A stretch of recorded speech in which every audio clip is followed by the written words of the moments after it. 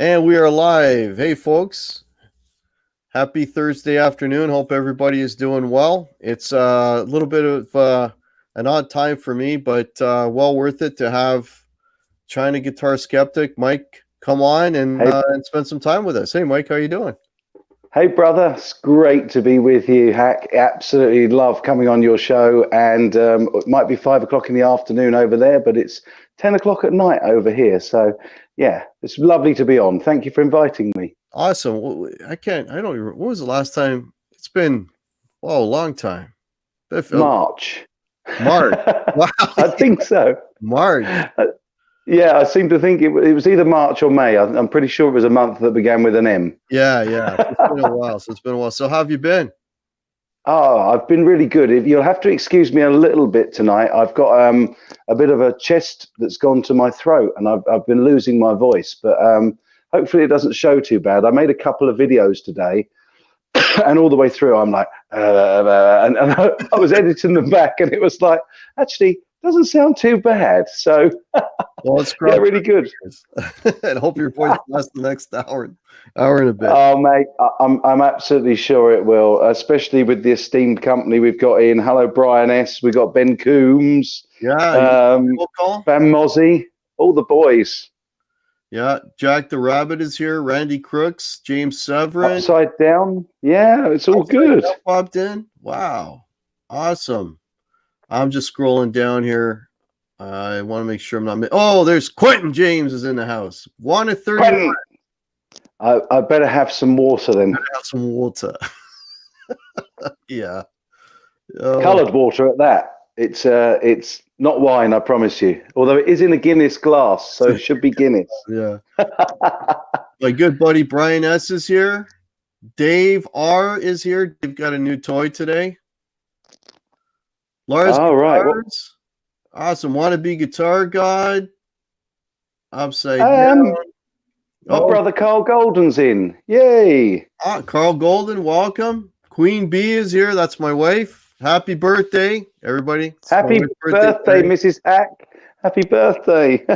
There you go. Six String Brian is here. Jerry W. Awesome. Thanks, everybody, for popping in. I know it's a little bit earlier than I normally go on, but I want to thank everybody for making the effort and coming and checking out the show a bit earlier. Mr. Tila 11. There's a new name. Guitared It. Welcome, folks. Wow. Cool. Metalhead Hippie. Well, everybody's strolling in. It's like, wow. Joe Hervey. Yeah. Lars Guitars. Wow. They're all in tonight. It's great to see you all, guys. Awesome. Really good to see you. Everybody popping in. Awesome. Awesome. Yeah. Happy birthday, Mrs. Hack. I hope he's been treating you, and we were just discussing offline exactly how he's going to treat you later. I think he's taking you out for a huge meal. And no, I'm only joking. I don't know what your plans are, man, but have a great night, whatever it is. Yeah, well, yeah, I'm hoping everything will turn out well. Well, she's at the gym, so whenever she gets back from the gym is when we're going to start up. Will Varela is here, 6 strings and 10 fingers. Bam Ozzy is here. Awesome. Queen B, Wannabe Guitar God, Brian Landreth. Excellent. Nice. Thanks, everybody. Appreciate y'all tuning in. Appreciate everybody tuning in.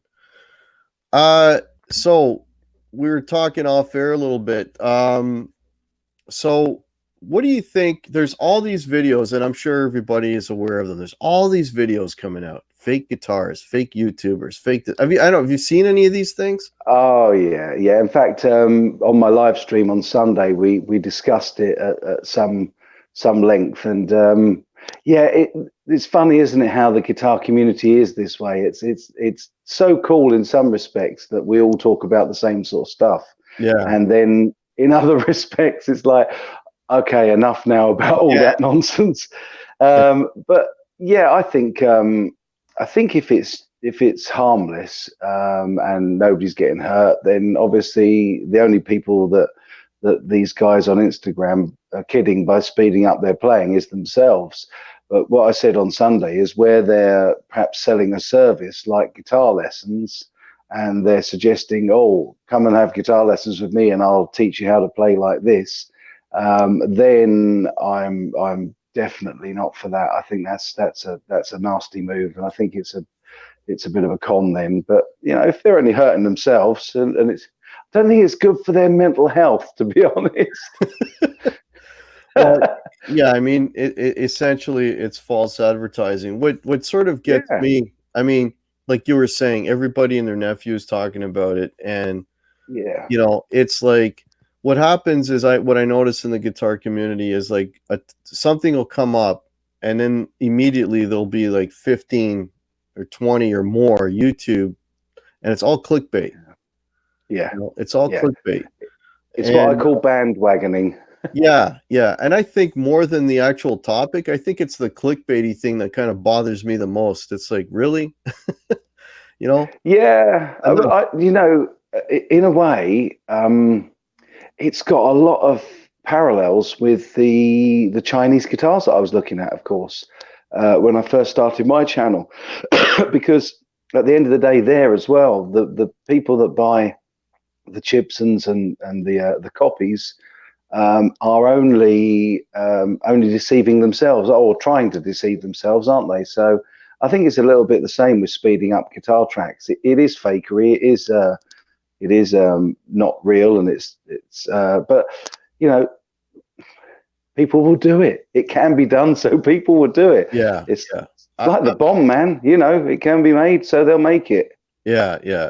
I'm gonna tell everyone now. I'm gonna come out fully transparent. Nothing I do is sped up. Well, everything I do is slowed down to make me sound a little bit worse than I really am, because I can't have people knowing how good I am. Yeah, of course. Yeah, I slow everything down and I hit bum notes on purpose. It's all hack all the time. Brian S said the same. He said, I slowed my playing down. Slow down. Do you know, the funny thing is, that with blues playing, a lot of it's that lovely control over the bends and all that sort of stuff. And Clapton. And now here's something that a lot of people get wrong. People think that Clapton was called slow hand because of his slow playing, right? But it wasn't. I don't know if you know the story. Do you know the story? No, I don't. Ah, right. So you'll love this. Okay, he got really well known for having one guitar live. Mm-hmm. And if ever he broke a string, he'd have to change the string on stage. So the audience were waiting, and because of his playing style, he was always breaking strings. So of course the audience are waiting for him to change the guitar string really quickly, and they're giving it the old slow hand clap. And that is actually where it comes from. And I only know that because I read his book. I read his autobiography and then did a little video on it, doing a bit of a précis of his life story. And so nothing to do with his playing. It was all to do with slow hand clap. Yeah, I mean, like most people, I imagine, unless you dug into it, you would think it was just referring to his technique. But yeah, there you go. So interesting stuff. I'm sure somebody will tell me that was wrong on there. Hey, Fruitcake Tony is here. I'm sorry? Fruitcake Tony joined us. Hey, Fruitcake. I hope I caught everyone in the chat. If anyone's got questions as we're going, please tag me and I'll be able to see those, because there's a lot of people filing in here. We got 38 people in here already, man. You guys rock. Thank you so much.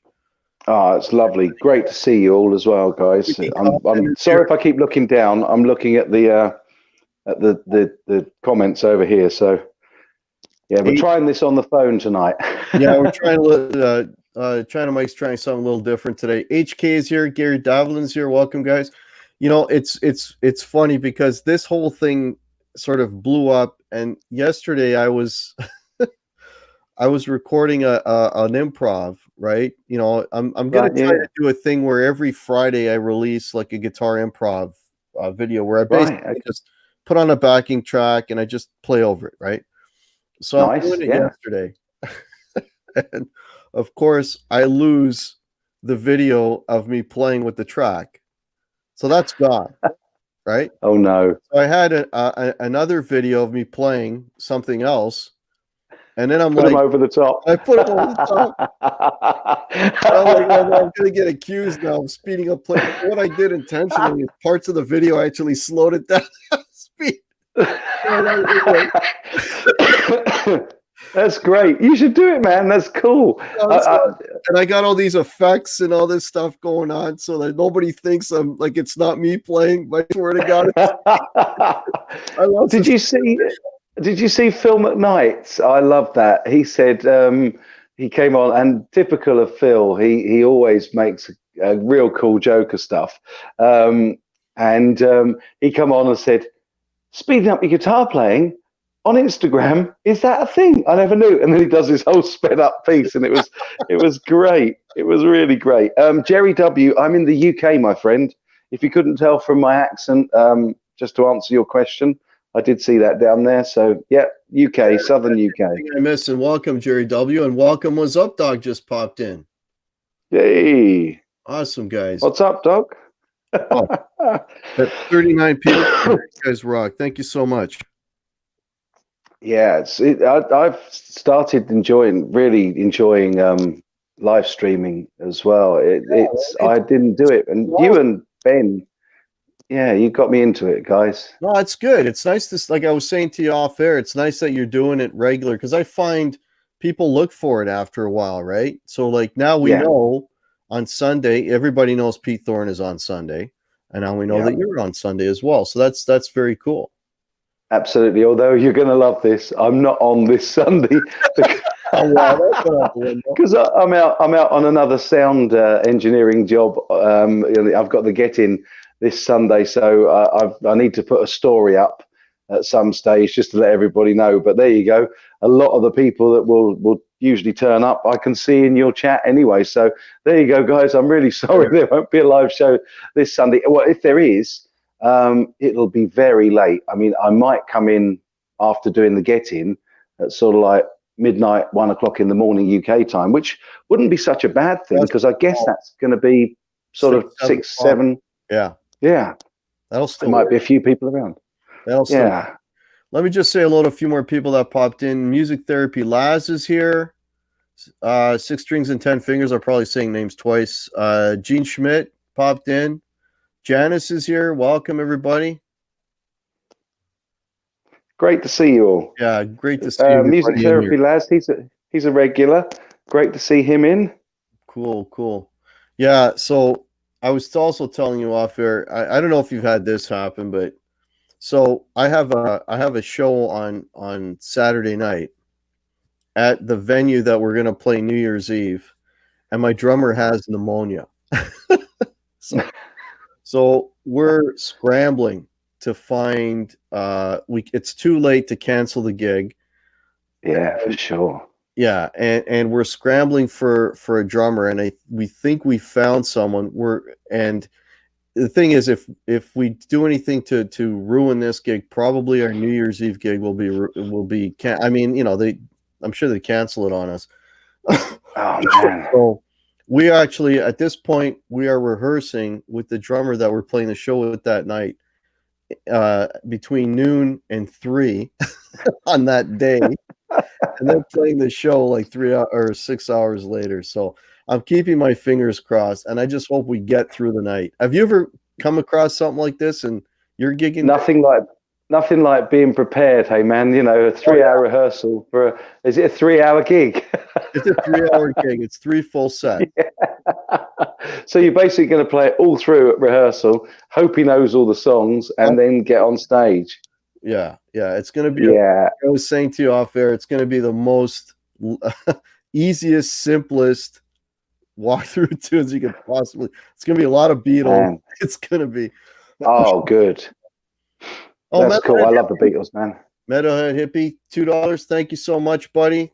Put that in tip jar, as China Mike says. Yeah, man. Back.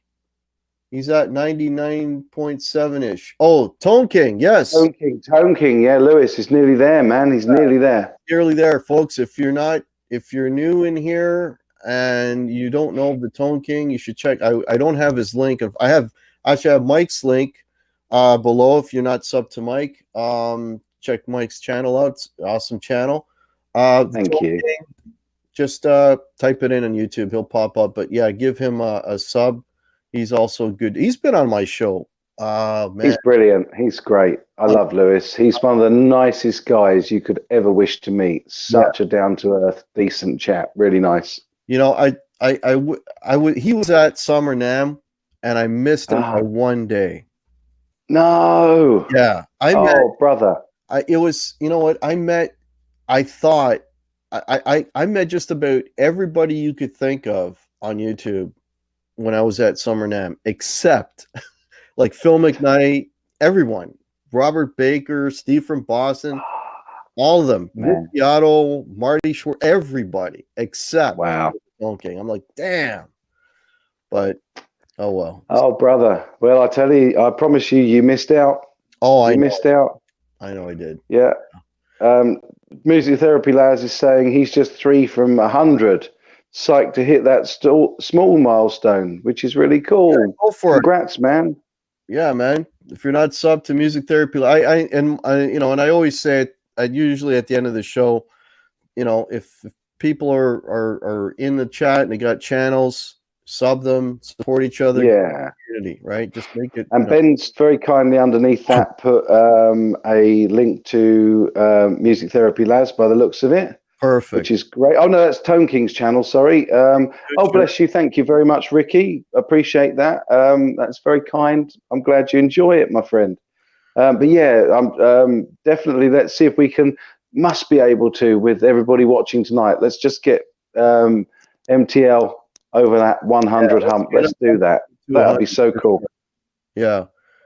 Janice is a few from 500. That's really good, Janice. Brilliant stuff. Nice. They're really exciting milestones, and I have to say, my 500, I couldn't believe it. I think it's still maybe that and hitting 1,000 were the two milestones that were like, wow, you know, because when you're starting growing a channel and it is still, you know, sub 1,000, that seems one heck of a way off. It's like now 100K seems unattainable, but you know, if you've only got to live long enough, that's what I always think. Yeah, no, I mean, I recently hit 1,000. I hit it on my birthday. I know, I remember. Yeah, and which is cool, man. I sent you a message saying congratulations. What a birthday present. And that was still I still can't believe that I hit that 1,000. And yeah, I mean it was I still can't believe I'm at 1,000, to be honest. You know, I'm just very appreciative of everyone. And we have some more people that popped in, so let me just say hello to some Fabulous Disaster is in here. Welcome. Okay. Oh, bless you, Quentin. That's really sweet. And I'm going to have another drink of water for that. He said, I got to hang with Lewis a few weeks ago, but my dream is to hang with China Mike. Oh, man, it's lovely to have small dreams. Gene Schmidt is just crossed 200. Congratulations. Awesome. Cool, man. Awesome. That's brilliant, brother. We just got an update. Brian S. Laz has 100 now. Awesome. Yay! We did it. Okay. Oh, man. I'm going to mess up this name. It's a new name for me. Cotley Don Rice. Oh, yeah. I see down at the bottom there. If you ever hit 5K, it'll be a miracle. It'll be... That is true. No, it's not true. You'll be there. You'll be there this time in 2 weeks' time, my friend. 2 weeks. 5K subs. Come on. Hey, Waleed is here. Welcome, Waleed. Hey, good to see you. Oh, there's a nice Jerry W saying, I have watched CGS before, and he's one of the best guitar players I've ever seen. Look at that. Wow. Are you sure it was my channel? Bless you. That's so sweet. It's really kind. Okay. Cotley Don Rice, you'll be there one day, Hack. Yeah, thanks so much. I hope so. You will, brother. You will, because it's all about attitude and it's all about being yourself. And, you know, we've spoken tons off of the live stream and, you know, only on camera. Admittedly, we haven't met in real life. But, you can tell the genuine ones. You know what I mean? Oh yeah, yeah, yeah. I You guys. have no agenda.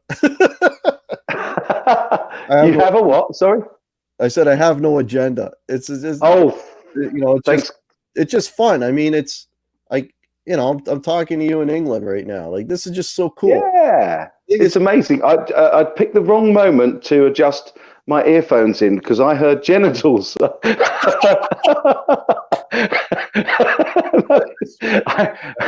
I have no genitals. It's like, what? What did you just say? No.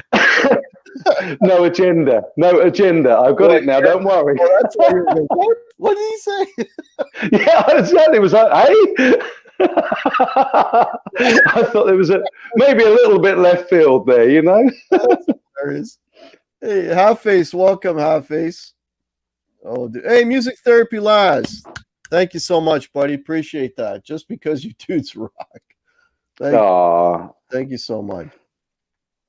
Bless you. Thank you, Brian S. as well. He enjoyed it with Phil in Germany. Yeah, we'll do a live show sometime. And Carl, bless you, mate. That's really cool. It's lovely to have you in here and in the community. Carl's a huge YouTuber. Hack, if you haven't checked his channel out, Carl Golden going up with the tick next to his name. Mm-hmm. He's like at 270,000 subs, and he's an incredible player. I just went to Fender with him, Mike Bradley, and Adam Lee. I saw. Yeah. Well, there you go. He's in tonight. Cool. Watching your show, man. Wow. Thank you so much, Carl. It's cool to have him. And Music Therapy Laz. Look at that. Edix. Tip in the tip jar.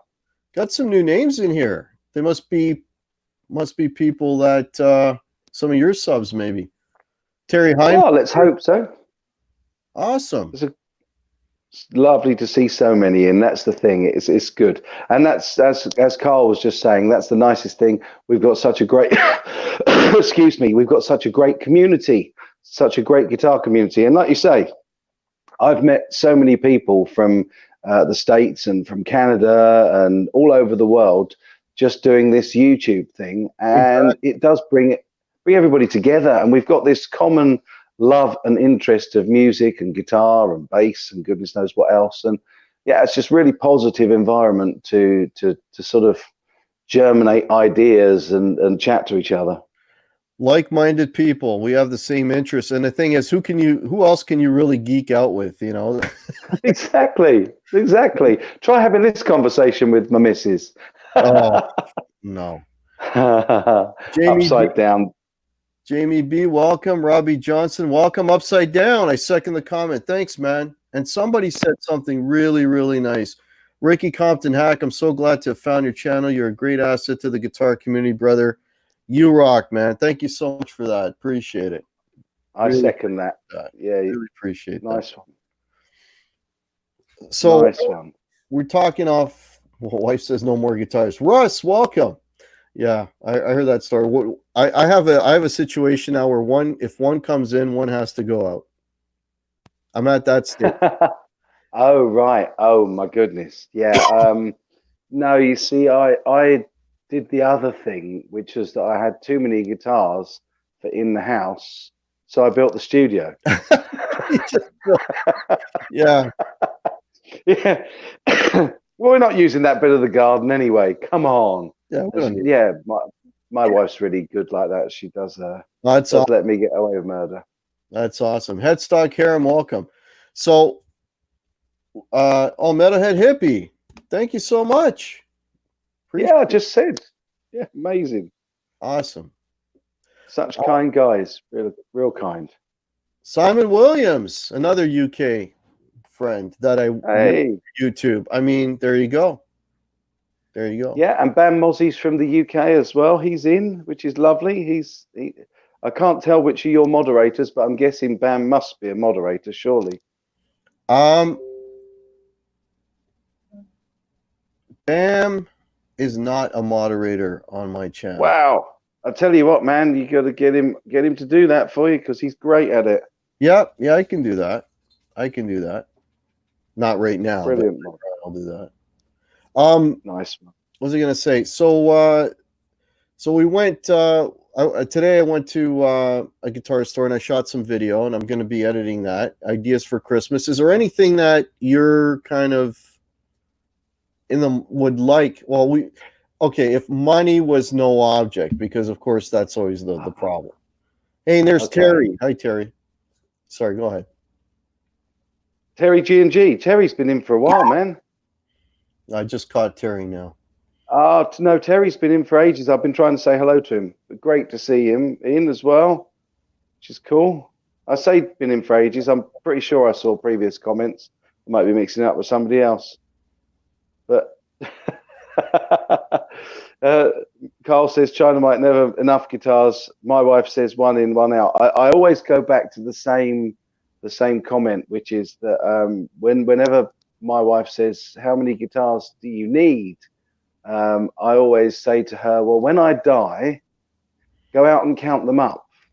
And then when you've counted them, I needed one more. Yeah. N+1. Yeah.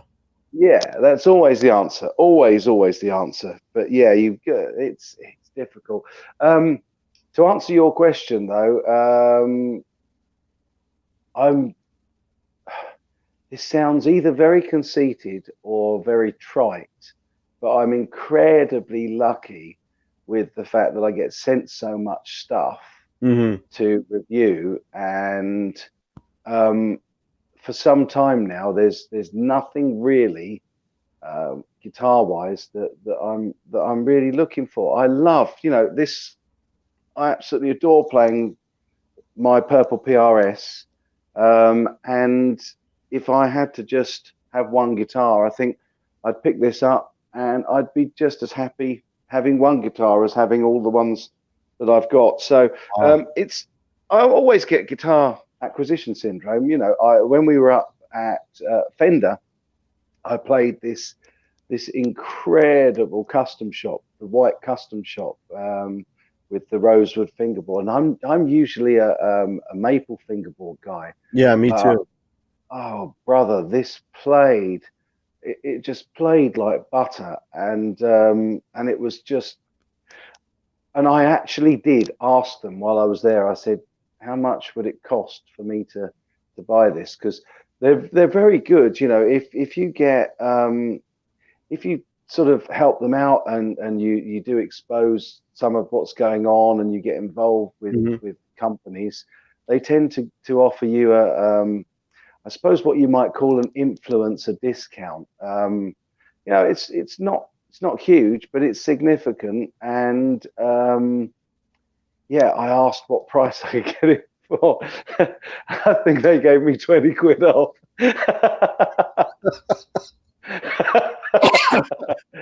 I mean, we're talking, this custom shop guitar was, over $3,000. Right. And I'm joking. They offered me a little bit more than 20 quid off, but I just couldn't afford it, and I couldn't justify it either, because I've got so many guitars already. In fact, I've got another two that I did the unboxing for, the video for yesterday, and I've got, I think, 6 or 7 demos and reviews, or whatever you want to call them, that are still in the mill for recording and releasing. And it's getting to the stage, it's not a problem, because I'll keep the turnover going. And since I've given up work, I've got a lot more time on my hands. I'm just doing some consulting now, and even that's dried up a bit over Christmas. So basically I'm out here in the studio 3 out of 5 weekdays, and it's great to have it all sort of stacked up. But when you've got stuff that you've got to film and record and do demos for, the last thing going through your mind is, oh, I fancy buying this, or I fancy buying that. Although I have a confession, I was searching, and I continue searching on eBay and around the place, wherever I can, Reverb as well, for a 71 Les Paul. Because if I ever rebuy a Les Paul, think I'm going to buy the year of my birth. There you go. How old I am. That's a very common Yeah, that's a very common thing. A lot of folks like the idea of having. Unfortunately, I can't do that because Les Pauls were SGs when I was born. So. Well, I think Martin started in the 1800s, so they might go back far enough if you check it out. Yeah, So, what about you? Have you got anything that you've got a burning desire for? uh, And that's guitar related, by the way. I know. Yeah, They didn't make guitars in 1921. yeah, yeah. Oh, who else popped in? I missed someone else that popped in. Paul Lou is here. Welcome, Oregon Steve. Welcome, Phil Mosley's in. Phil Mosley. Welcome. Yeah, if anyone, if I missed anyone, please tag me. At this point in the game, Mike, I think for me, it would have the holy grail at this point would probably be an R9. That would probably be it. Right. And the thing is, I have a policy where I only buy guitars that I can take out and gig with. And if I had an R9, that would not be leaving this house. So I'm kind of at that point right now. You know what I mean? How much is an R9 these days? How much are Gibson charging for that? An R9 in Canada, if it's brand new, I'm looking at about I'm off the top of my head, I'm thinking about $8,000. So between $7,000 and $8,000 for a new one. A used one I might be able to pick up for maybe 5-6, but I'm looking at around that. Yeah. So that's not going to happen. I thought Ben was being really kind then. I thought he said China can have my 71 telly. But that's nice, isn't it? Just teasing me there. Yeah. Teasing me, Benjamin. Benjamin, I'm not impressed. I may not come and find you in Namuary now. I have on order, though. I have a PRS on order that they keep pushing it back. What I did was I ordered, I wanted a beater. Okay. So something PRS that beater. Pardon me? A PRS beater. Okay, well, let me tell you the PRS. It's like the bottom of the barrel PRS. It's an SE standard, Indonesian made. So I wanted something that I could, because some of the places I play are a little more, let's say, animated than others. They have chicken wires in front of the band. Yeah, kind of like that, or places where there's no stage and people are walking right by, and so I thought, last thing I want is to bring a nice Les Paul, have it fall over and have a headstock break. So I thought, let me get something inexpensive that is still good enough quality that I can play at a show. And so I ordered a PRS, and they've already delayed it. The first time, it's like, first they tell me it's a month, and then they tell me it's 2 weeks, and then 2 weeks go by. Then they tell me it's going to be a month, and then they tell me 2 weeks. So now it's either going to be the very end of January or 2 weeks away. It's like one of the and what I'm thinking is every time I contact them and 2 weeks later, they just keep pushing it off by 2 weeks. So it does end up being the end of January anyway at this rate. So yeah, man. Oh, brother, I feel for you. There's nothing worse than you found something you really love and then excuse me. Wow, yeah, Bam Mosley's saying it's about 5 to 5.3K over here, £5,300. Gee whiz, that's a lot of money for a guitar. But you will love, promise you, I've not played an SE that I haven't loved yet. I absolutely, all of them. I mean, this one's a special one, but they've all been absolutely amazing. Yeah. Well, it's funny. I played one today. Like I said, I was at a store today shooting some video, and I played an SE Custom 24 fret, and that had a neck that I've never felt on an SE before. It was a wizard neck. It was so thin, and I'm like, wait a minute. This do you like thin necks? Not that thin. I mean, there was nothing to go in the palm of your hand. Yeah, I mean, this there's is a little bit of meat on that one, but this one had I like it was like it's a kind of neck where I know my hand would start to cramp up after a while playing it, because there was just no carve to it. It was like so shallow, and Yeah. I've never played a neck like that on a pier. Like the one I've got is a pattern thin, which is probably where because that's most similar to a 60 slim taper neck on the PRS, Right. Okay. and Yeah. that's kind of Well, where this one sounds more like an Ibanez, like some sort of it was like speed an demon. Ibanez neck. Exactly, it was bizarre. Yeah. It was bizarre. Wow. I've not seen that. Not seen that Yeah, myself. I'm sorry. it was a used guitar. The price was right. I'm like, okay, this is great. I'll just get this one. And then I grabbed that neck and I'm like, what the hell? There's no meat back here. It was very, very Yeah. strange. Headstock Harem is asking Guitar Hack, does Gibson offer stainless steel frets? No. Besides a custom no stainless steel frets. Not on a Les Paul. Or not on a Gibson. That I'm aware of anyway. Waleed, would you leave your house with an actual 59? No. Obviously not. No, I would not do that. Yeah. Just sling it in the boot of the car. It's fine. It's only a guitar. You were you sure you were holding a neck, Guitar Hack? Will Burrell asks. Yeah, I'm pretty sure. Naughty. Yeah. Carl's only just played his first PRS the other day.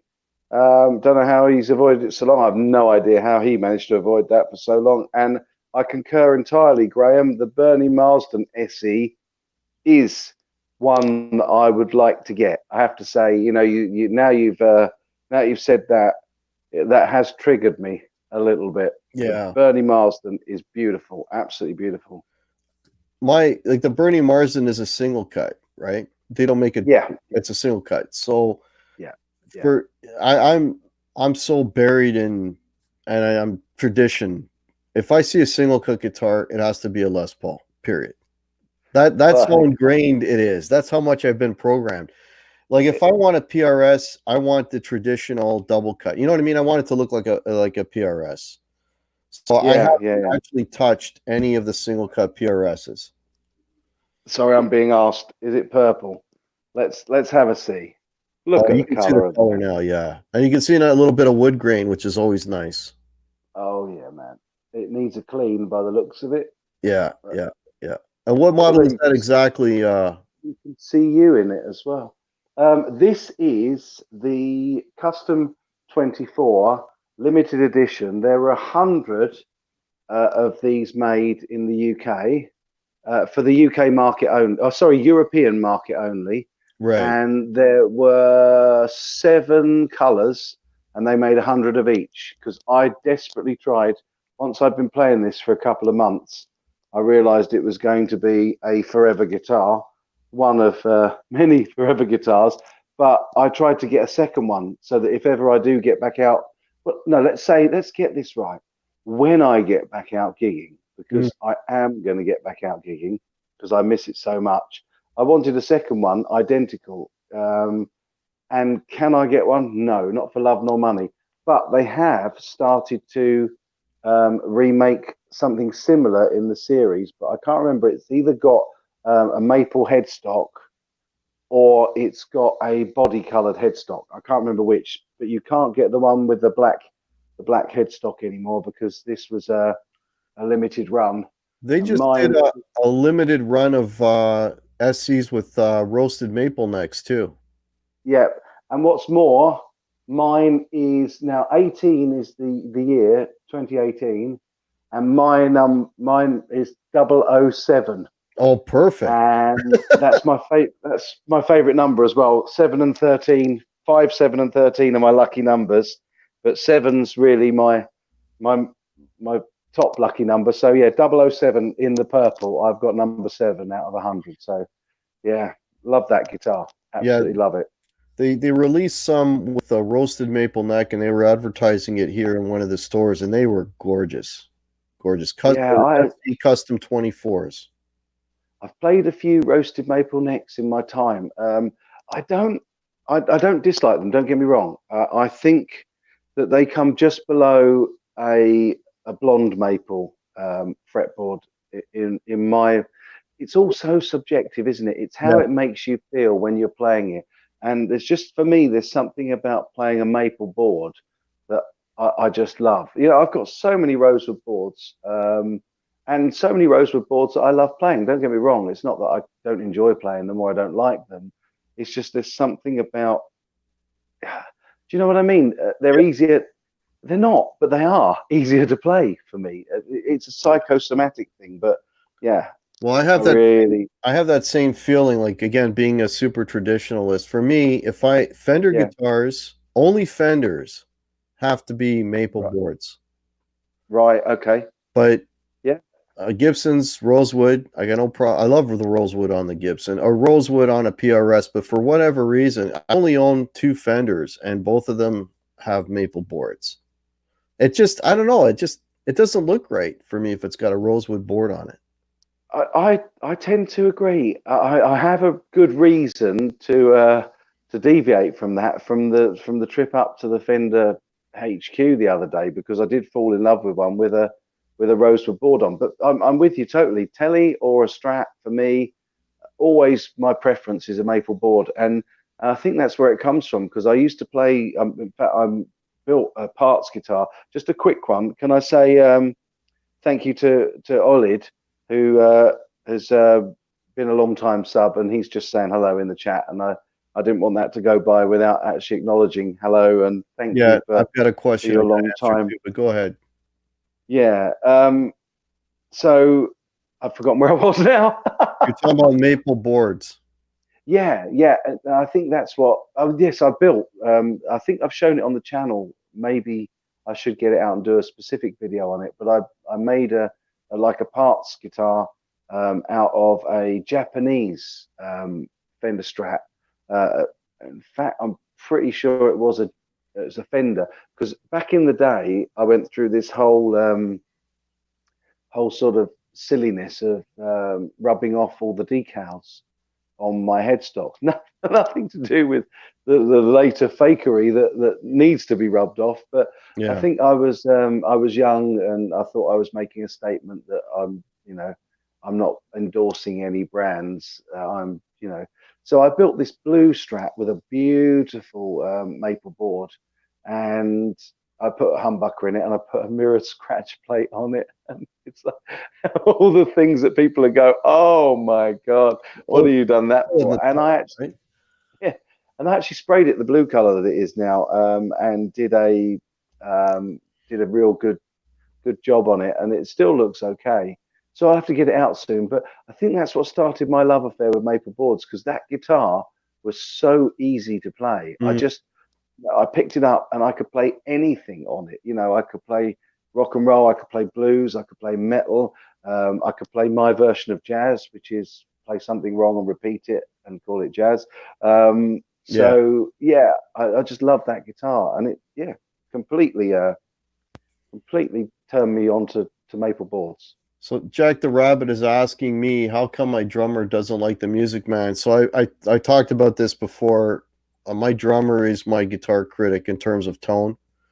Right. And some guitars I bring out and he loves. If it basically, in a nutshell, it's this: if it says Gibson on the headstock, he likes how it sounds. Right.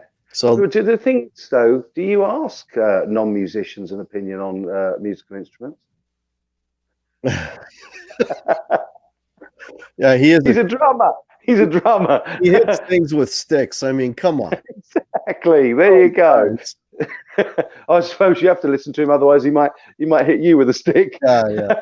So what was funny was I've got a 339 that I took out last Saturday, and he really liked the sound of that.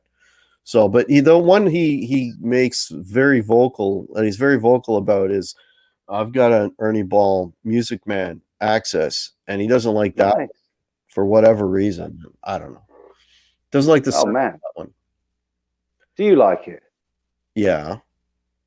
And I'll still bring it. Don't get me wrong. It's not like I'm not going to bring it. It's like, hey, man, I hate the sound of your snare. It's not like he's not going to use that snare. So no, he can change his snare. Say to him, I hate your timekeeping. Exactly.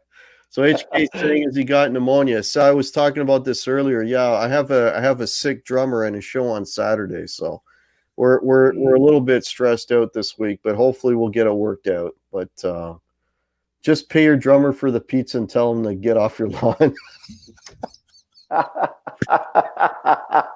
Hey, this is turning into to kick the drummer time. Do you know what? I am obviously only playing because I absolutely love playing the drums. I've been since I got that Roland kit. I've been playing and playing and playing, and in fact, it reminds me of when I first started playing guitar. We probably all remember when we first started playing guitar, Right. and you couldn't put it down. You know, you get up in the middle of the night and just play a few chords that you'd learn, and then you know when you started doing some soloing, it's like every time you walk past it, you pick it up, and Yeah. I'm a bit like that with the drums at the moment. So don't for one second think I'm knocking drummers, guys. It's a joke. I'm just playing. Yeah, we're just teasing. No, I love actually. Yeah. I wanted to play the drums before I wanted to play the guitar. I would Oh love. yeah. Everybody, every guitar player is a frustrated drummer. Yeah, Every guitar player I've ever played with. yeah.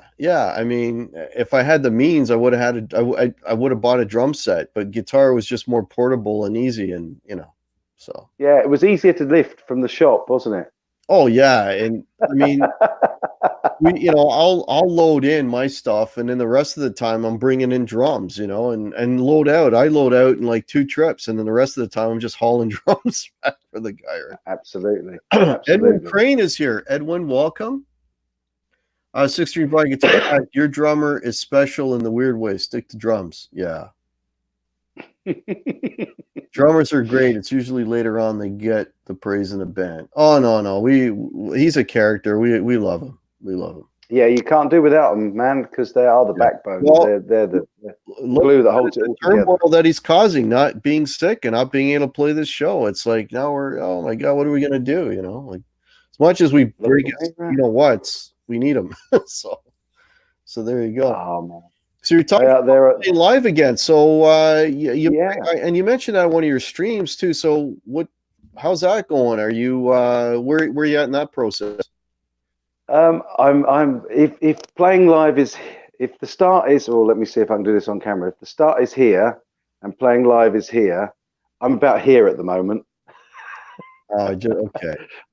I had Matt over on Tuesday night this week, who was the bass player in my last band, and he came to check out the Glary that I've done all the work on before it goes to this young kid. I'm giving it away as a Christmas thing for a youngster that's been really sick.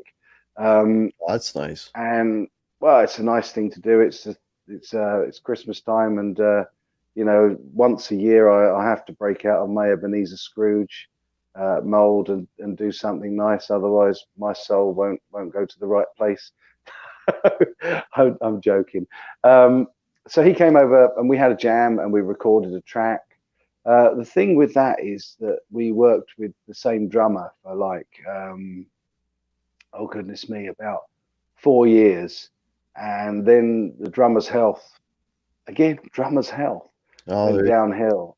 And without Ian, it just, we tried a few other drummers, lovely guys, great players. In fact, one of the drummers from one of my old bands came in and sat in with us one night and recorded. We did a rehash of my, I was writing songs on a Sunday, I can't remember what I called it. Composition Sunday, that's it. And number 3 was Hitting the Road, it was called. And he came in and had a rehearsal and he jammed that one out. And it was great because he's a great player. In fact, played the same electronic kit as I do. But even with him being that good, it just hasn't been the same without Ian. So I really want to write, but I think I'm going to end up going out in a function band again or a covers band because I just don't feel right writing now without Ian, because the second or third band I'd been in with him, and he's just part of my spirit when it comes to writing with other guys.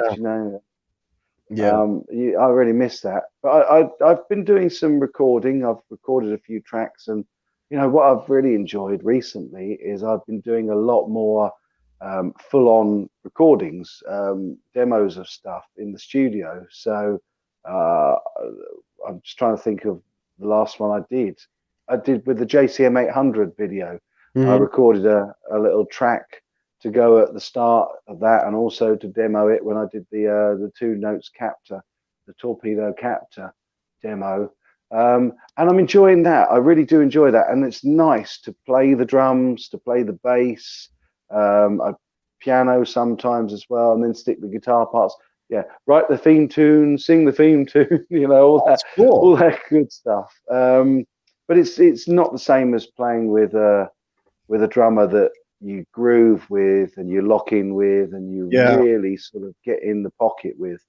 And to be in the pocket when you're writing is the most incredible feeling I think Mhm. any musician can have. If you can get a bunch of guys where somebody comes up with an idea and it changes direction, it twists and it Yeah. turns, and it just improves with every little input. That's such an inspiring thing, and I've had that 4 times in my life so That's far with amazing. Yeah. Yeah. 4 bands. Yeah, and as a writer, that's where I'm in my element. I miss that. But I'm quite happy just to get out and stand on the stage and play guitar in front of people again. I went to an open mic night a couple of months back, and haven't been able to hook up with the guy I went with to go again. But really love that, and do that again would be good fun. But yeah, I think we're a bit of a ways off getting the rest of the band together, because we got to find someone that can really lock in and replace Ian, and that's going to be tough call, man. Yeah. Well, Will's got to go. Thanks, Will, for popping in. Have a great I evening. knew if I talked long enough, he'd have to go. So, cheers, Will. Take care, brother. I'm only playing. Jerry's asking if you own any Gibsons. No, No. no, I don't. I had experience of owning one Gibson and in fact, it's a story I've told many times. Actually, it's the only. Well, no, it's not. It's one of two guitars that got away, because I'm a real hoarder, and I pretty much never sell anything that I've ever bought or played. Hmm. Um, but at the time when I bought it, I bought I think they were called Wine Red Les Paul Yeah. Studio, Yeah. and I had it for the shortest amount of time, and I'm trying to remember what it was that I wanted to buy. I've got a feeling it might have been either the SGX 2000, or it might have been as far ago as when I bought my JCM 800. But at that time, I didn't have much disposable income, and I think whatever it was I was buying was far more valuable to me Right. in my mind longer term. But I like the guitar, but I was never really, if hand on heart, I've never really been a Gibson man. Yeah. I started off very much a Fender guy, and once I discovered PRS, admittedly I can't afford a core guitar, but I've bought a couple of the SEs, Hmm. and now that's kind of my thing. And you Yeah. find something you're comfortable with, and for me it's that 25-inch scale length. Well, actually it's 25.163, and it hasn't been 25-inch exactly for about 20 years, which I only found out recently. And I'm not even sure the 163 is right, but it's 25 and Yeah. a tinsy little bit. Yeah. BB Maid's leaving. Thanks for popping in, BV. And BV Ninja is here. Welcome. Hey, one out, one in. Yeah, you know Take what? care, B. Like, that's the thing. I mean, you can't really say, get this or get that. Everybody finds their comfort zone. And for me, obviously, like for me, Les Paul is home. Like, I mean, my very first guitar that I bought was a Les Paul, a copy. I mean, I was a kid, right? And I Yeah. didn't actually buy my first real Les Paul standard until I was 50 years old, to be honest with you. But, it's that's just home to me. I mean, it's like an old friend, it does what I expect it to do. It sounds like I expect it to sound. Everybody has their home base, so to speak, right? Yeah. Oh, absolutely, for sure. And you definitely are a Les Paul man. I mean, I can hear when you're jamming out and stuff on your videos, and even when you're playing live. Your Um, volume, sorry, Mike, your volume's going down a bit. how is it? Sorry, let me That's better. just. That's better. Is that better? Yeah. Yeah. I'm just using the the headphones and mic that comes on the headphones with the phone. So if I go, just give me a shout and I'll readjust it. No, I was just saying that it's clear when I watch your videos and you're playing the Les Paul that you connect with it, and that's totally. And don't get me wrong, you know, I'm not anti Les Paul. I do enjoy Les Paul, and in fact, I find with guitars a lot of my enjoyment with guitars improves or increases with my personal investment with them. So, for example, as much as I detest the idea of fake Gibsons, the Gibsons, because I put so much blood, sweat, and tears into both of the ones that I've got, you know, I get on well with those. And in fact, the Les Paul Standard hasn't gone out of the studio at all since I did the work on it. But actually, I can't reach it because I've put the tripod for the camera right in my way. Let me see if I can actually, because I've literally today brought out the climbing over the tripod. hang on a second. Loogie Flux, welcome. Axis 2084, welcome. 62 people in here. Thank you all so much for checking it out, guys. You guys rock. Yeah, you do indeed. So I got this out because it's gone wild again on the channel, and I was seriously considering making another video on it. Oh yeah. But this one has not been out of the cupboard for indoors, that is. But probably, that's as far as it goes. It won't come down any further. No, it won't. Sorry, it just won't come down any further. So yeah, this one I was umming and ahhing about making another video with it because, you know, from time to time I do revisit them, but I've been my own worst enemy because I'm trying to drop the whole China guitar thing because it's not really where my heart is when it comes to what I put on my channel. And well, yeah, you had this. You were debating whether or not to change names, and then you decided to stick with the same. Yeah, I think I've decided that at some stage it's going to go to just CGS because that can mean anything. I mean, yes, we have this whole thing of people being able to shout out titles and stuff. And by the way, Axis 2084. I will make sure that Arnie goes back on one of my videos really soon, and it'll just be on one video. When it happens, brother, know that that's for you. Okay?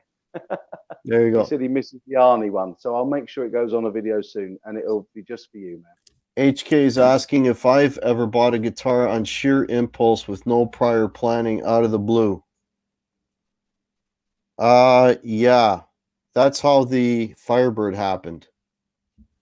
And William De Silva is here. Welcome. Mr. Jones in. Welcome.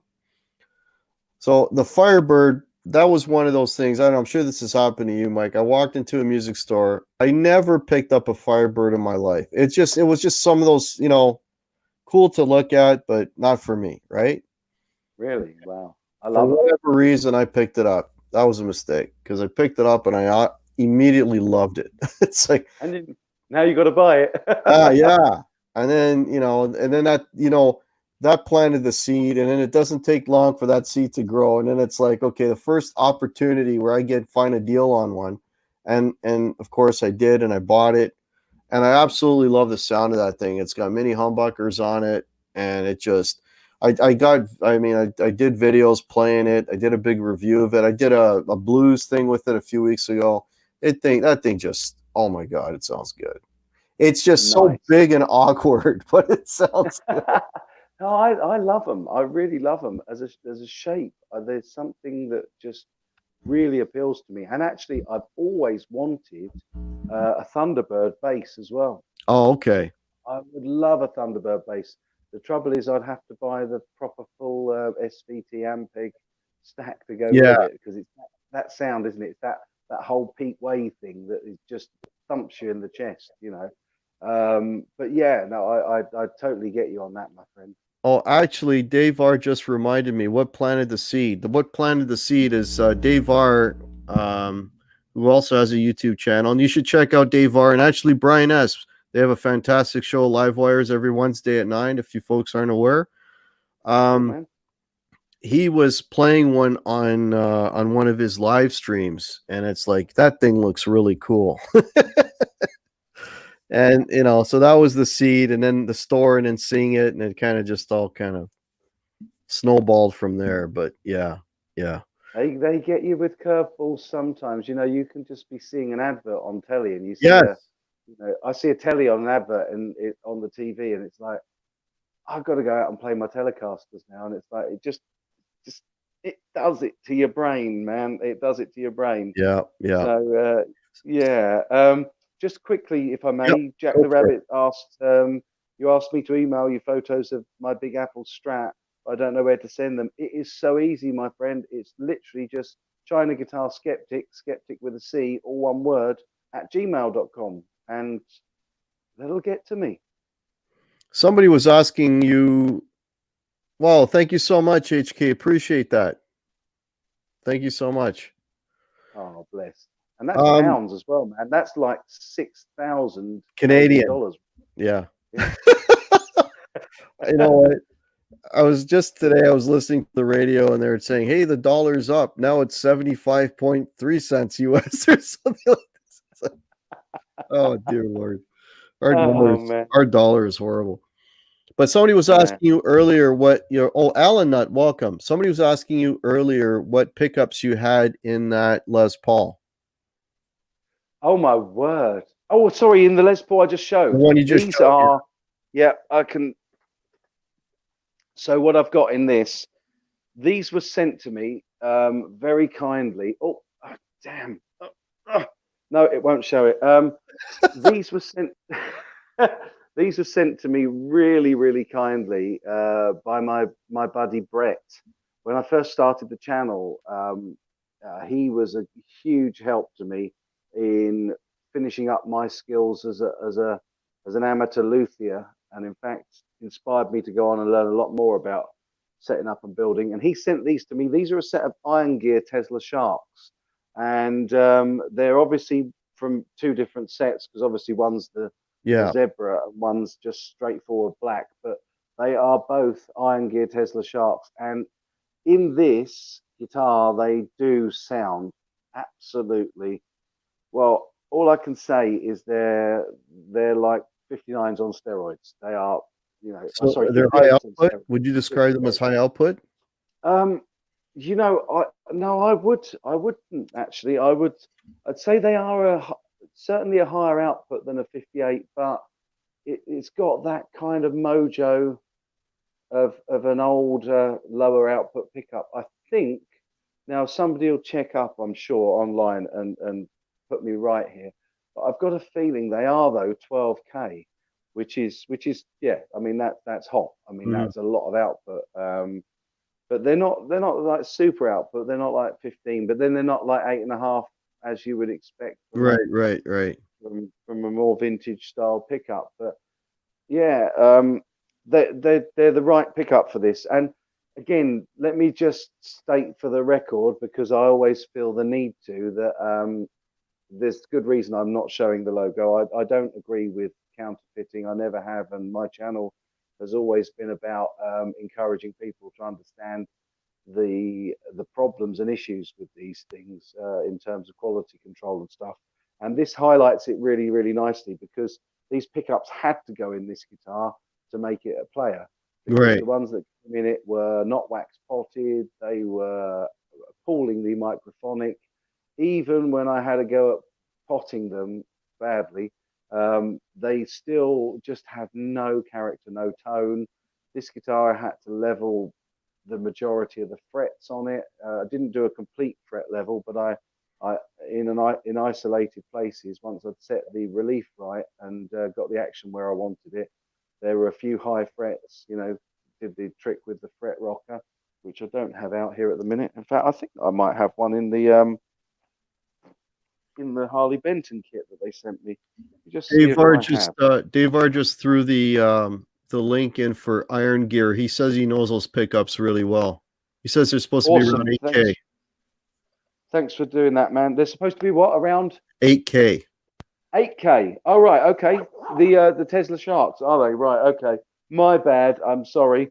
I see so many different varieties of pickup. Maybe it was the Hot Slags or the Rolling Mills that were 12. But yeah, I can recommend Iron Gear Tesla Shark On the go pickups. too, magnets in that. You found it, have you? Oh, cool, man. Yeah, there we go. There's a link. Thanks for that, DR Guitars. Yeah, Brilliant stuff. on the go too. Yeah. Yeah. I would. I haven't got a lead over here. Otherwise, I'd plug it into the Marshall and give you a blast. I don't know what it sound like on this tinny little microphone. Pretty. Yeah, probably not good. Nah, no. And also, StreamYard really is not set up for No, no. Yeah. Yeah. You gotta still when I play on my shows, I use OBS. OBS. Yeah, you And got I to. mic my amp direct with I got a 57 on the mic. That doesn't sound too Nice. bad because that goes into my Uh, interface and yeah. I've got a couple of other mics that I would recommend for you that sound pretty good. I can't pick that one up, but I can probably get this one. Hang on. Sennheiser 906 is a nice mic for guitar cabs, but also the Lewitt MTP 440 that I only came across with Henning at Mhm. 42 Gear Street, and man, those things sound like a 57, like an SM57, but they've got a really nice natural EQ curve that really suits. I mean, put in front of a vintage 30, I can honestly say that I've never heard a mic like it. I mean, it doesn't. I never thought I would say that it puts a 57 to shame, but an SM57 just doesn't sound the same to me anymore. So a Wow. Lewitt MTP 440, they're marginally cheaper, I think, as well than the SM57. Don't get me wrong, I've still got a bag full of SM57s that I Yeah. use all the time. But over time, I'll definitely be replacing them. I went to the 906 after I did TGU because they had these on all the cabs at TGU, and I thought, wow, that guitar sound that I'm getting from in the videos is awesome. And I have to say, yeah, these have done me proud so far. But yeah, nothing quite like the Lewitt, and they're just not really well known. I don't know if you'd heard of Lewitt before, have you? No. There you go. I'm I mean, I don't know if somebody can get a link up, but definitely worth, checking out. definitely Yeah. worth. Yeah, for Yeah. Well, sure. it's funny you mentioned the vintage 30s. That's what I've got on my 212 cab here that I love Nice. the vintage. I got like I don't have a lot of amps. I only have I've got two heads, one cabinet, and one combo. That's all I've got. And depending on the size of the place I play, if it's a bigger place, I'll take the 212 cab, which is a Hughes and Kettner cab with two vintage 30s. And I'll either put a Hughes and Kettner head on it. I've got the older the Tubemeister 36 watt, which is amazing. Or I'll put a Marshall Origin 50 watt head on it. So that's basically it. If I've got a bigger place, if it's a smaller place, I've got a Marshall DSL 40 CR, which is Right. Okay. amazing. It sounds great. I just got that one. I had an old one and I bought the same amp again, the newer one. Sold the old one and bought a newer one because I just love that amp. Nice, man. I missed a lot of that, I'm afraid to say, because for some reason I literally just froze up for a second and Oh, my really?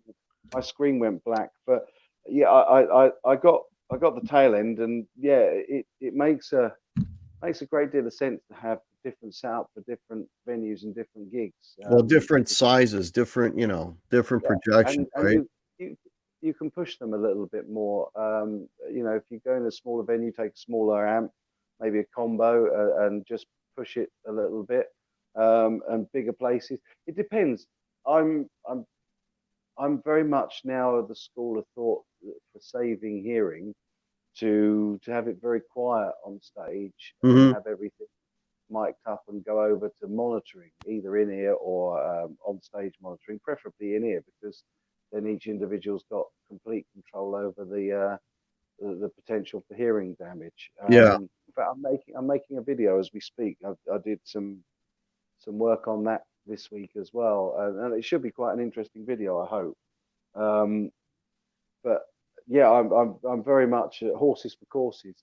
But literally, if I go out again, I'll probably go in ears and axe effects, because then I can carry all my gear under one arm and walk into the venue and yeah, not have to worry about taking a load of gear in. You know, just Everything through the board. Yeah. It's there's no excuse really these days for not, you know, especially for those of us that are fortunate enough to be carrying that sort of gear. You know, Axe FX 3 is like I defy anybody to tell me that they can really tell the difference. In fact, that's another spoiler alert. I'm not going to tell you what I'm going to be doing soon, but I guarantee it, because I did a kind of a semi-blind test myself, in that I had the switch and I closed my eyes and pushed the switch loads and loads of times. You know, my AB splitter. And I had the signal coming in from the Marshall JCM 800, and I had a model that I'd made of the JCM 800 on the Axe effects. Mm-hmm. I didn't know which was which. I honestly didn't know. They sounded different. Yeah. But I couldn't have said to you that one's the JCM and that one's the Axe effects. So if it's that close, there's no need to carry around loads of gear anymore, is there? Well, you know what, in reality too, and you know, I was saying earlier about getting a beater, you know, like what the people that you're playing to, they don't care. They don't know. They don't know if you're playing a $3,000 guitar or a $100 guitar, right? As long as the thing stays in tune and, you know, sounds somewhat decent, they're happy. So a lot of that stuff is just for you. It's not for anybody else. But then that's the point. It is for you, man, and you've got to enjoy the gig and play the gear you want to play. And well, yeah, you know, that's a nice thing. And you know, you kind of, you've only got one go on the merry-go-round. You know, if when I go out again, I'll be taking my favorite guitars. And at the end of the day, if they get scratched or knocked or beaten up, I'll fix them up. I'll repair them myself, and that's more blood, sweat, and tears and time that I've invested in those instruments, and they become like your children. You know, I'd just take it. If I had a 59 Les Paul, I'd take it out and gig it, man. That's what it's for. Well, that's my excuse not to get one. So I'm gonna keep that going for a while, because I have to sell like pretty much everything just to pay for it. So yeah, maybe a kidney or something like that. You might get. You got a spare, don't you? So Access 2084 is saying, good point, Guitar Hack. That's what I've been telling people who brag about their expensive guitars. The audience doesn't care. Yeah. No, the audience doesn't care. And you're not playing. You're not playing the guitar for the. Well, you are. You're playing the guitar to entertain the audience in a band setting, and 99% of them probably won't be guitar players and won't even know what guitar you're playing. You're playing the guitar for you, and you know, that's why I would take what I wanted to play. I always have done that. You know, I've never had my gigging guitars and my keeping a cabinet at home on the wall guitars. Yeah. I play them all. I do exactly the same thing. Like everything on this rack, all of them go out, and I rotate them. Them. You know, I'll take this Les Paul, and then that Les Paul, and then I'll take an SG, and then I'll take the 339 last week.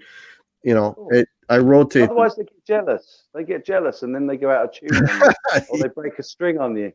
Yeah, yeah, and the thing is too, like, one thing I have to have, and again, this is just for me. I have to have a good tone on stage. I have to be happy with how I sound on stage. Because if I'm not happy, then I'm not going to play well. It's like a domino effect, right? Absolutely. You know what I mean? When And you hit that what first guitar chord you're that playing, sounds good, you're gonna have a good night. for sure. And what guitar you're playing will affect that as well. And that's what I was saying. You Well, know, yeah, play the ones you want to play. Yeah. yeah, it all goes hand in hand, right? You know, Hand in glove. yeah, yeah. And I was gonna bring this up earlier because you were mentioning about drummers earlier, and like when I don't know when you play with other people, but for me, I always tend to play with the drummer. I don't play with the bass player. I play with the drummer. What's a Are you bass the player? same? What's that? I said, what's a bass player? Yeah. Aren't they the annoying ones that turn up and they're too loud and they make it up on the spot? That's the guy, isn't it? That's the guy. I And mean, always so chilled out and super cool. You yeah, know, bass players are uber cool always. And yeah, yeah, you got to hate them for that. and No, I'm exactly the same as you. I lock in with the drummer yeah, always, always. Yeah. always play with the drummer. My rhythm hand is a snare, and the funny thing is too, and I'm not saying this to be mean, but it's the truth. The only time I'll notice a bass player is if he hits a bum note. It's true. Oh, there's So there's every second Monaco over note, there. every second note. Then, sorry, Matt. Yeah, yeah. It's sad but true. But that's it. I play with the drummer, Yeah. and that's why like I know you were saying earlier about you having that connection with your guy, and you know, and I play with two different drummers. My regular gigging drummer, and then I have another guy that I play with, and oh my god, that guy just you better have your Wheaties when you walk in, as that guy just elevated. He pushes you because he plays Yeah. so Oh, well, and that's what it's you like want. my god, Yeah. It's great though, isn't it? Because it's a oh man, challenge it's a great, yeah. and it keeps you on your toes and Oh boy, keeps does it you ever. on. Yeah, it's Yeah. great. It's great. And that when you were talking about that whole pocket thing, I know exactly what you mean.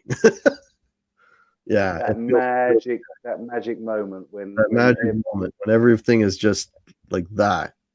yeah, you're four guys or three guys or five guys, but you're not. You're one, and it's like you just know where everybody else is going, and yeah, it's yeah, Yeah. brilliant. Oh, Ben's got to run. Thanks, Ben, for being here. Have a good evening.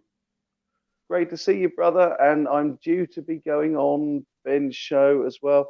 Was going to do it last night, but my voice was even worse than this. And also, I said that I'd already arranged to come on with you, and I thought it might be a bit CGS overkill if I went on Overexposure. Ben's and then yours. So I think we're doing the 11th. I think that was what we said, Ben. But correct me if I'm wrong. Great to see you in here, and I'll look forward to doing your stream with you as well, brother. So, Six String Brian made a comment being a bass player. What's a bass player until you don't have one? A band with no foundation is pretty much junk. Yeah, we know. Again, don't take heart, my friend. We are only We're joshing. just We're only pulling your leg. Aaron Morrissey, good morning from Australia. Good morning and welcome. Wow. Yeah. Brian Landris got to run. Actually, I've got to get going too soon. Shall we do another, maybe, are you good for another 10 minutes or so? Maybe 6:30. We'll wrap it up at 6:30. How's that sound? Man, you have to look after that good lady wife of Yes, I yours. It's her do. birthday. So I'm not home yet, I'm so I'm gonna still safe. yeah, I'm gonna kick you off when we've done an hour and a half. Yeah, Okay. 6:30. That I'm works. just gonna pull the plug and literally I'm gonna go leave. Oh, I nearly did it then. I am literally out. Yeah. Yeah, I'm gone. Mike is himself. Welcome. Yeah, if anyone's got any questions, please tag me, or are you in the chat? Are you in the chat? Me? Yourself. Are you Yeah, in? I'm in. Yeah, I'm watching the chat here, man. Yeah, No, no. sure. If anyone tags you, is it going to come up? Yeah, I've had a few orange tags come Oh, up, and okay, cool. Okay, cool. I've answered them. That's why I held up the cushion earlier. Somebody asked me, "Can you move your arm because I can't see your cushion?" But okay. there you go. I got There's my cushion. it. Okay. Cool. Yeah, no, it's all good, man. I've been keeping a, the nice thing is, and I know exactly how you're feeling right now, because when I'm doing a live stream, I find it really, really difficult to keep engaged with the chat and watch what's going on. And like Yeah. on Sunday, I had a full house. Literally, there were 6 of us chatting. I know you know because you were there, Yeah. but it's like it's so confusing. It's lovely to be on somebody else's stream because I can just look at the camera And just and don't worry about anything. gabble and gabble and gabble, and it doesn't matter because somebody else is checking out the comments and asking the questions. So this is fun. And there's a question. Speaking of which, there's a question for you, Mike. Who are your favorite singers if you could play with anybody? Wow. Well, I think I've said this before many times as well, but my favorite band are the Beatles. Always have, always will be. Mm-hmm. And as a writer, I think that there's ever been anybody for me better than Paul McCartney. And I'd love to work if it was anybody, anywhere, anytime. I think it would be McCartney. And if he was still around, if it was living or dead, then obviously Lennon and McCartney. Mm-hmm. But in the other way, I always think they should have been credited the other way. But I know I'll get a lot of stick for that. Oh yeah. Yeah, I know. I don't get me wrong. I absolutely adore John Lennon as well, and I think that his playing and writing was exquisite, particularly together. They had a synergy, but I think going on and their solo stuff, I'm definitely in camp Paul on that score. And yeah, I feel a bit bad for him as it is now because the last couple of times I've heard him on TV singing live, it sounds like his voice is struggling a bit and he's losing his voice a bit, and that's heartbreaking because you know he in the Beatles he definitely for me had the voice of the Beatles. And again, I'm going to get shot down in flames for that because Lennon is very distinctive. But if I have to choose one, it'd be Paul McCartney for sure. Yeah, it's like it's sad when you see your heroes and where their ability. I mean, and I'm not saying anything bad about. I mean, my heroes and your heroes, I'm sure they're all in their 60s, 70s, and I mean, it's time, but it's sad to see it happen. Well, mate, out of all of my favorite bands, I've only got McCartney left because my favorite bands, probably in order, are well, I've got to include Iron Maiden in there, and they're all still around. But from the classics would be the Beatles, followed by Queen, followed by David Bowie, and of course we've lost Freddie, we've lost John, and we've lost David, and it's like, all of my original heroes and influences are dead now, other than Paul McCartney. So it's although no, having said that, Clapton's got to be in there as well, and yeah, as I say, Iron Maiden as well. I love them, but from the sort of Iron Maiden is they're one of the few that can still do it. Oh man, and can they? Do you know I saw them in '86, and then I saw them again last year, and I think they had more energy and they were more vibrant last year at the O2, which I was a lot further away in my VIP pen. Mic drop. That was a Christmas present for my folks. They bought us VIP tickets, nice VIP pen, the O2, and it was amazing. Mind you, I don't remember much about it because. You don't remember much. You had a good time. Spencer, I had a good time. Spencer Cron's got a question for you. China Mike, do you still play the Harley Benton and vintage Les Pauls? Which ones do you prefer? The vintage has gone back because that was only a loaner. But I do play the Harley Bentons. I pick up the 450, the Lemon Burst a fair bit, but probably I play the 550 more, which I think is a vintage tea burst, I want to say, or a tobacco burst. No, it's a bit more ready than that. But yeah, play them both. They're actually all both still out in the rack. No, I lie. I do lie. I lie.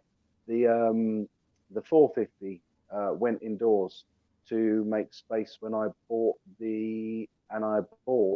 not got given, the Dan Electro 12 string, the DC 12. But yeah, the 550 still in the rack. The vintage was, again, I because of space and because I just don't want to be influenced. More often than not nowadays, I'll review or demo a piece of kit and then I'll send it back. So with JHS, John Hornby Skews, I've got an arrangement where pretty much everything that I demo with them goes back, other than the small stuff. So yeah, like the States Bro and the Gordon Giltrap guitars that I reviewed, all of that reviewed, demo, filmed, back in the box. They collect it, and then somebody else can have it and enjoy it. You know, in fact, we gave one away. The 42 Gear Street, we gave that beautiful whiskey sour States Bro guitar away. They were really kind, because obviously I've been saying to them that, you know, no, I don't want pay and I don't want to keep the guitars. Well, what do you want? And so I said, well, you know, I'm going to 42 Gear Street. Henning's looking for prizes for his charity auction for the Cats and Dogs Home. I said, that's what you can do. You offer that up as a prize. And so I put a nice little note in it and everything. And yeah, somebody bid on that on the auction. It went to the charity. So that's a good. No, that's great. Thing. That's cool. That's cool. Yeah. Somebody was mentioning O'Brien S. Maiden and Priest on tour this summer. Oh yeah, man, that's a tour and a half. And cheerio, Metalhead Hippie. Take care, brother. See you, Metalhead Hippie. Yeah, I love Judas Priest, but I can't. I need Glenn Tipton and Judas Priest. Yeah, Glenn's a sad loss, but he's suffering with Parkinson's, isn't he? So yeah, he's in fact, last year, I think it was last year still, when they were out on tour, he was still coming in and guesting on a track at the end where he could. But I don't think he played on the record, but he didn't tour with them. And it's funny because I saw Priest probably the last time he toured with them on the on that one, was it the Redeemer of Souls record, I think. And then I saw that tour and I was satisfied. I was like, okay, this is great. and then they came back with the new record, Firepower, and he was not there. And I was just Tipton and KK are Priests, aren't they? They're definitely you know, it's not the same without. It would be like, do you know, I never really got on that well. Scorpions post Schenker for the same reason. Oh, really? Yeah, I loved the Schenker era of Scorpions. I know a lot of people don't, but I really, really like that. Just a quick one. Paul Liu, I have already shared the Robert Baker tone. If you check out my video on that, brother, the link is in the description below that video, and the Axefax tones are all shared. They're all out there for you to grab those, and I'll be doing some more of those soon as well. So if you've got an Axefax, you lucky thing, then yeah, go over and grab those, download them. In fact, I've got an absolutely exquisite video that I'm making. I can't say too much, but you're going to love one of the tones that I've put together for the Axefax. I can't stop playing it. In fact, I haven't switched away from it since I patched it, and it's a new one that I've come up with myself. So yeah, absolutely awesome. Gary, oh man, Hack, it's coming up to past. Yeah, we've got a minute and a half, so I just want to quickly jump in before you. I know. I'm watching the clock. I just want to say hello to Gary Tholander because he just popped in. Hey, Access 284. Thanks for popping in. Yeah, I think I'm going to start wrapping this up. So, folks, I do this speech every show, so that everybody knows it's coming. So I want to thank everybody. You guys absolutely rock. Thanks for watching the show. Please support each other. Let's keep this community growing. Let's keep it positive. If you want to support the channel, I have links below. I've got Guitar Hack merch, stocking stuffers, t-shirts, cups, hoodies. Everything is 15% off. So promo code is HACK. So check that out. Follow me on Instagram. Follow me on Facebook. The links are below. If you would like, there's also a PayPal link there below as well. Again, I want to thank everybody. I want to thank China Mike for coming on today and spending some time. You, sir. Thank you so much for inviting me. Always have so much fun, brother. It was awesome, and the time just literally just flew by, as it always does, which is a good sign. Of course it is. It's a good sign. All right, folks, take care. We will see you. I might be doing a Sunday show. We'll see. Apparently, Mike's not on this Sunday. Let people know that. China Mike, no show Sunday. If I am, it'll be very late. It'll be very late. Yeah. That's right. Yeah, sorry. Yeah, that's right. So everybody have a great weekend if I don't see you, and take care. Cheers, everybody.